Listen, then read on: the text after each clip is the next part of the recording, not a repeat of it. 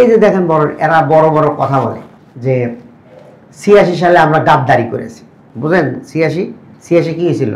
এর সাথে সময় একটা ইলেকশন হয়েছিল, যে ইলেকশনে বলে যে শেখ হাসিনা আর জামাত জাতির সাথে গাদ্দারি করে স্বৈরাচারের সাথে জোট করেছিল, ভোট করেছিল। তো আমি তখন তো ছোট, ৮৬ সালে আমি মনে হয় 6-এ পড়ি। এরপরে আমি 89 সালে এসে আমি শিবিরের কর্মী হয়েছি। তো ওই সময়কার ইতিহাসটা বলতে পারবো না। তার মধ্যে মজিদ ভাইকে বললাম যে আচ্ছা আপনার এই কাজটা কেন করলেন, ৮৬ সালে ইলেকশনে গেলেন কেন, বিএনপি গেল না, আপনারা গেলেন কেন?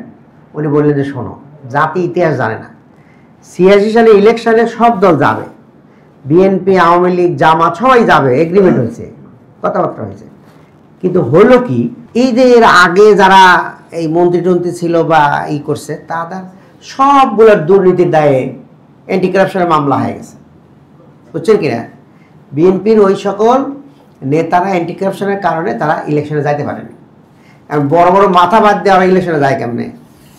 ঠিক আছে প্রিয় ভাইয়েরা, তার মানে কি এই দুর্নীতি আজকের কথা না, 11 অভ্যাস অনেক আগের থেকেই।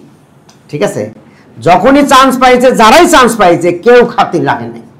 এটা বিএনপি বলেন, আওয়ামী লীগ বলেন, জাতীয় পার্টি বলেন।